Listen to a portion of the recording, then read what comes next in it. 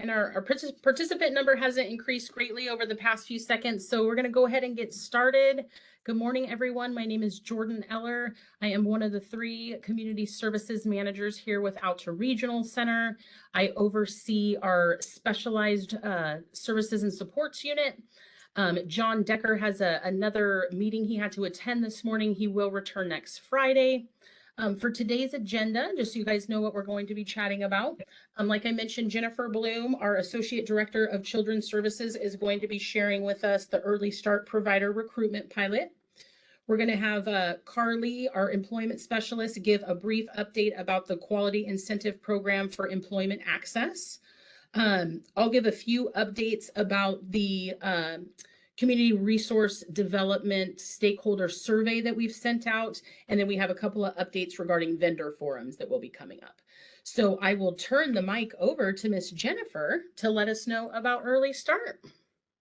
Hi, everybody. Thank you, Jordan. Good to see you. I just wanted to share today, I know we don't typically have a lot of Early Start providers or talk about Early Start much at Coffee with Community Services, but we have a really exciting pilot project that we have been awarded by the Department of Developmental Services.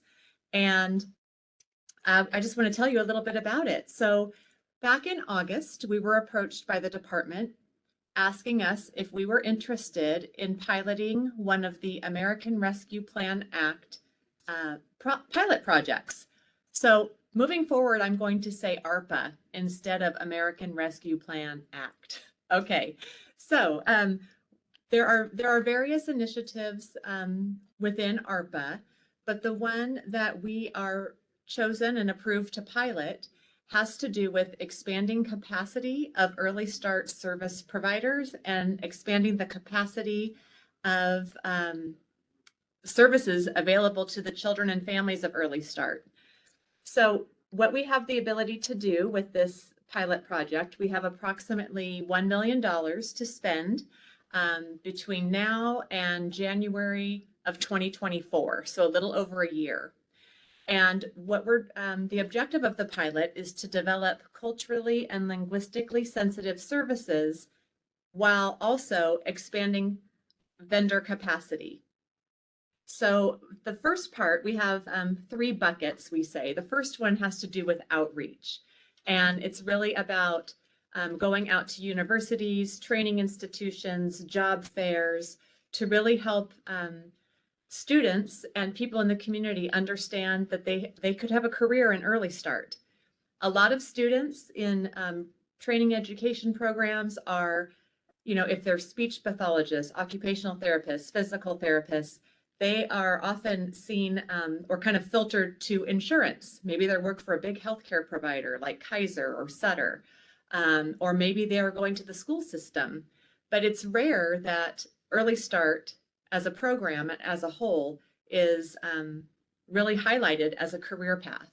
So we plan to provide a lot of outreach opportunities to schools and universities to spread the word about careers in Early Start. We hope to bring passionate Early Start providers with us, families who've benefited from Early Start services, and our own team to talk about careers in Early Start. We also want to, or plan to, incentivize our Early Start vendors to take on interns. We had a small focus group with some of our Early Start providers, and they all said, we'd love to advance the profession of Early Start, but it's difficult to take on interns. We can't afford to pay them to take on interns. And so we would, yes, we want to advance our profession, but the manpower and all that's involved is challenging. So we do have some funds to use, similar model to the paid internship program that we use for our clients who have jobs in the community, but we're going to adapt it to provide some incentive so our vendors can take on interns to help them. And the idea is that these interns will love working with our Early Start providers so much that they will end up taking on careers in the field of Early Start as a result. Next, we want to make sure that we incentivize our providers to serve families in remote areas, to serve families in person, to serve underserved areas. So some say, well, what's the difference between an underserved area and a remote area? So remote areas might be places in Colusa County or in Yolo County, in Esparto and Winters. Those are remote. Truckee, Placerville, those are remote areas. Underserved areas could be urban areas of Sacramento, where our vendors don't typically go because maybe they choose to take on referrals in other areas. So what we're planning to do is administer stipends to our providers who see families and children in the following. So I'll a little bit of repetition, but I want to make sure I capture them all. Remote area stipend, underserved area stipend, in-person services. We probably get 3 to 4 calls a month from the Department of Developmental Services with concerns from families about the lack of in-person services provided to them. And so while remote and telehealth services are valuable indeed, it doesn't replace an in-person speech and language pathologist in the home or a physical therapist. So we are planning to offer stipends to vendors who provide in-person services. We also know that there's a disparity with families who have like hourly wage type jobs who can't get off of work in order to participate in therapy services for their child in Early Start. So we want to offer a stipend to our providers to see families outside of those normal business hours, maybe evenings or Saturdays, just to be able to, so that families can really take advantage of the services that they need and participate without putting their job in jeopardy. We also have a stipend for vendors who serve culturally and linguistically diverse populations. So that's anyone who speaks another language from another culture who is in need of services. We also have an incentive in place when vendors hire culturally and linguistically diverse staff to actively provide services to families of the same, of a culturally or linguistically diverse population. So that's a lot right there. But you know, we just are really excited for this pilot project. We're excited for the opportunity to expand Early Start services and what this could mean for our system as a whole. When we met with the department, they talked with us about the goal is really that we are successful in this pilot project and that it can be replicated statewide moving forward. So, you know, we're just really honored to have been asked. As you all know, there's 21 regional centers, and we were approached back in August. Hey, Alta, would you like to do this? And so we're really thrilled to be able to get this going. There's going to be more to come. We are planning to have an Early Start vendor forum where we can spell out a lot more of these details to the Early Start providers, and also meet with our internal staff, with all of our Early Start teams, so that they know what's happening too. So there might be some questions. I'll pause for a minute because I know I did a lot of chatting there. Thank you so much, Jennifer. Yeah, if folks have questions, please feel free to unmute yourself and ask us any questions you may have. It's very exciting though, Jennifer. Thank you. Yeah. Thanks for the opportunity to spread the word. Absolutely. Absolutely. And I don't know, Jennifer, if you see any EI vendors that you recognize on here. I don't recognize some of the names, but if nobody has any questions, we can move on. Questions, folks? Any on that? Okay. Okay, great. Thanks, Jordan. Thank you so much, Jennifer. Really appreciate it. Yes. Oh, sorry. There was just a question that popped up. Okay. Are there extra funds for taking on volunteers? No, it would be for interns, but or employees. Oh, she meant interns. Oh. And whoever SG is, please feel free to unmute yourself if you'd like to chat. No problem. So yes, we do plan within our proposal. we are approved to offer stipends to vendors to take on interns. And those stipends can be passed on, the vendor could use a portion of that stipend to pass it on to their vendor or to their intern, like a paid internship arrangement. And so the answer is yes. Excellent. Thank you so much. You're welcome. All right. She said that was good. Thank you so much. Okay. For the comment. Good. Excellent. And so then we'll pass the mic over to Carly, who's going to talk about the Quality Incentive Program for Employment Access. Real quick, Jordan, there was one more question in the chat. Oh, before we thank move you on. for catching that, Carly. Hello, Heidi. I'm so glad you're here. Thank you for joining. Yes, we will be spelling out all of the details to all of our vendor providers at a soon to be scheduled vendor forum, and then also in writing so that you have everything that your agency will need. Thank you. These are a lot of the things that I know we've been asking for, so it's great news. Thank you. Thanks for your enthusiasm. And when the department approached us, it was shortly after we had our focus group that you were a part of, and our previous vendor forum where we just said, gosh, if you could wave a magic wand, what would be a game changer for you as a provider in Early Start? And so we thought, well, why not just ask for the moon and see what we get? So thank you for your input. It really helped shape where we are today.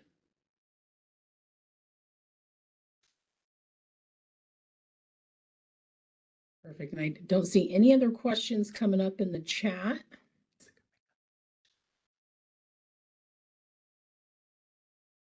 So Carly, we'll let you have the floor. All right.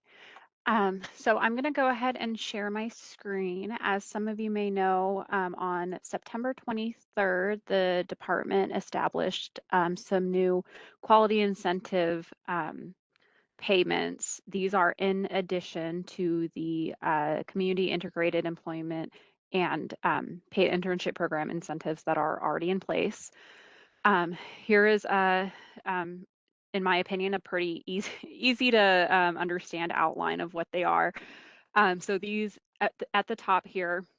Oh, I'm sorry. Can everybody see my screen? Just want to confirm. We do. We see your screen. Okay. Okay, good. So these are at the top, the current competitive integrated employment CIE incentives. At 30 days, if they are still employed, they get $2,000. At 6 months, if they are continuously employed, the vendor that has helped with facilitate the placement gets $2,500, and at 12 months, $3,000. These are in addition to those. For each consumer above 4 consumers who achieve CIE placement during the reporting period, at 30 days, you will get 500, and at 6 months, you will get 1,000. And then for each client who exits an internship through the paid internship program and achieves CIE placement during the reporting period, it's at 30 days, it's an additional 500, and at 6 months, it is another additional 500. So if you are an employment service provider and you have a client who you assisted with obtaining a paid internship program, they complete that paid internship program, and then they get hired on into a direct hire position following that paid internship. Not only will you then begin receiving the CIE CIE incentive placement payments. As stated above here, you will also receive these payments. And then for each consumer who exits the subminimum wage employment, you will receive $500 at 30 days and $500 at 6 months if they exit a subminimum wage employment position and achieve CIE placement. And then I'm going to go over, I don't think I can just switch tabs, so I'm going to stop sharing and then That's go to perfect. the other tab. Thank you, Carly. And then there were a couple other payments specified, but DDS has not released the guidance. This is the guidance, and we will need to be adding. This is just kind of an overview of what I just stated. We will need to add these subcodes to your rate table, so please be patient with us while we do that. We will have to do that before we can provide these payments to you. I know there has been discussion, a few of you have asked about it regarding payments for acre training. That was stated in the quality incentive plan that DDS released. However, they have not released the guidance on that, at least not to my knowledge. So we will keep you updated when they let us know how to bill or pay for that. Any questions?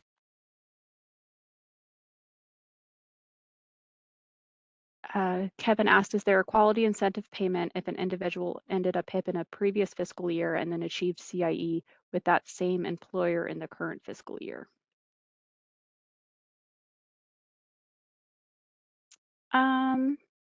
That's a good, but yeah, I would say yes, because they're still exiting that PIP and gaining CIE in this current fiscal year. I believe this goes back to, I'm looking at the dates. I believe it goes back to July 1st, 2022. So as long as they entered into that CIE position as of, which would be this current fiscal year, July 1st, then they would, you would qualify for that. Please explain the quality incentive again for above 4 consumers. Okay, so for the reporting period, so for the fiscal year,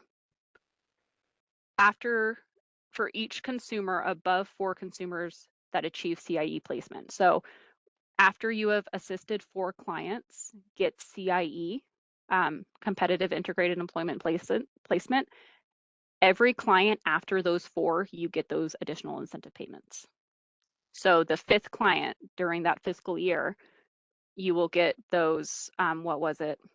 The 500 and 1,000. Does that make sense? And then So, hey, it's Gary to understand. So if I place 4 people, the 5th person gets an additional 500. Is that correct? And everyone after that 4th person does. Okay, so 5th and 6th, there's an additional 500. Okay, Yes. So 5th, 6th, 7th, 8th, 9th, and so on. And then next fiscal year, I assume that's what they mean by reporting period. Next fiscal year, it'll start over again. You place your first 4, and then it'll start over again. Thank you. Excellent, Carly. Thank you so much. And did any other folks have questions? Love to see all these new incentives.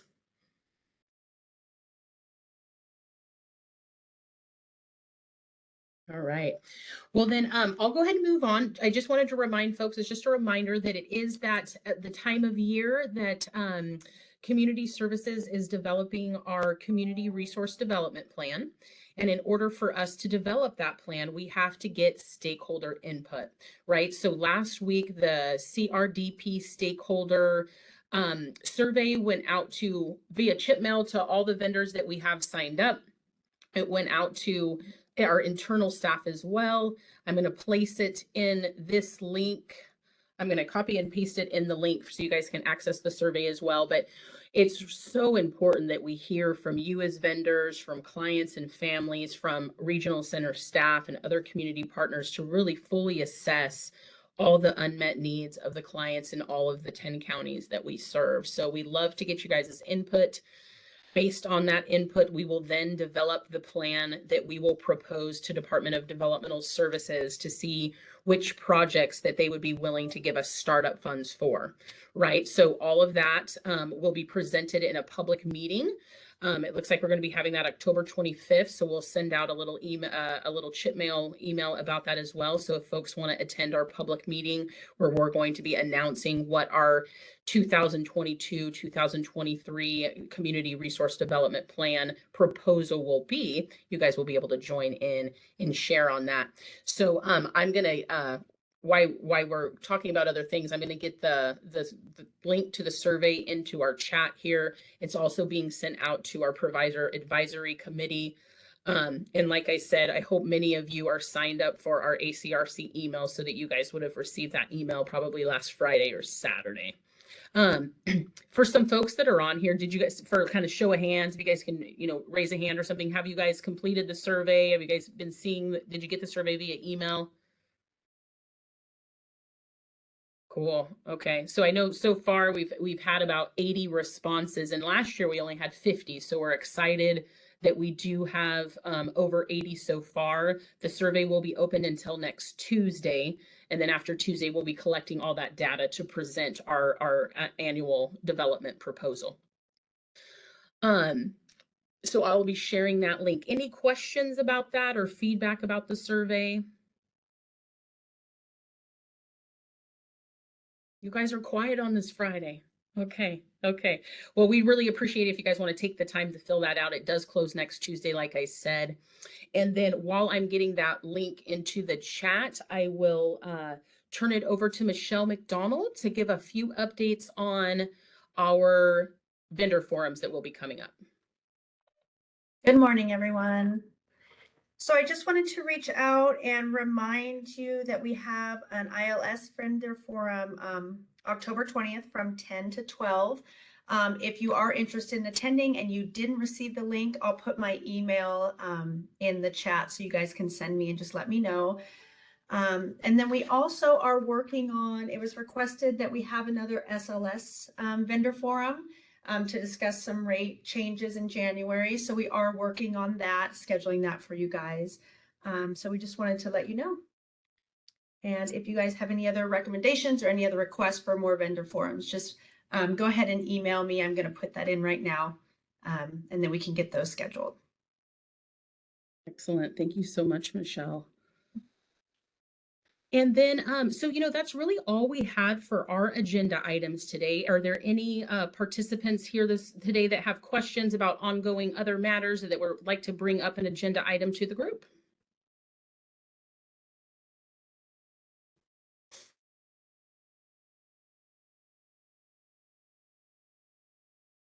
All right. Well, at this point, we've got Michelle's email in the chat. If you would like to get any additional information about vendor forums, I also put the link to the Google survey in the chat for the CRDP stakeholder input. And once again, thanking Jennifer Bloom for presenting the EI information and Carly for the new employment incentives. And if there's no other agenda items, I will wish you all a very nice Friday afternoon and weekend. I actually have one quick question. Sorry. Excellent. I was wondering if the regional center is planning on hosting a booster clinic for the new COVID vaccine booster.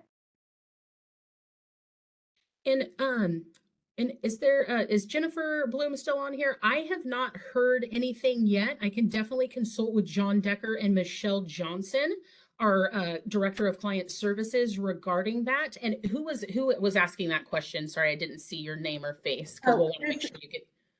Hi, it's Lauren with Southside Unlimited. Okay, great. Yeah, we were just wondering because we're noticing people are maybe not wanting to get the booster or not knowing that there's a booster available that's new. And so I know there was a lot of information and outreach with the first vaccine series. And Okay, so that could be of use to participants and No, that's great, Lauren. Great question. And we will consult with John Decker and Michelle Johnson regarding that. And then we will be able to provide another update next week. But Lauren, if you wanted to put your email in the chat, we can let you know as soon as we find out, but we can definitely ask John to present next week regarding that as well. So if you would like a specific email, Jordan, please feel free to. Oh, great, Johnny, go ahead. Yeah, hi. This is Johnny Jean, one of the associate directors. So I know that the information regarding the new booster has been provided to our staff to share with clients. I don't know if we're going to be having a booster clinic that's going to be happening in the near future, but I think that'll be a good question for John. I want to say him and Michelle typically coordinate staff, but I know the information has been relayed to our staff to share with clients. Thank you so much, Johnny. I didn't see you down there. Perfect. Thank you. Thank you. Thank you. And any other questions, folks? I know we're ending early today. We have time if there's any other agenda items. All right. Well, if not, like I said, I hope you guys all have a great weekend, and we really appreciate your partnership and coming to these Fridays. So thank you so much for showing up, and we'll get some more information about the boosters stuff next week as well for you, Lauren. Thank you so much, everybody. Bye-bye.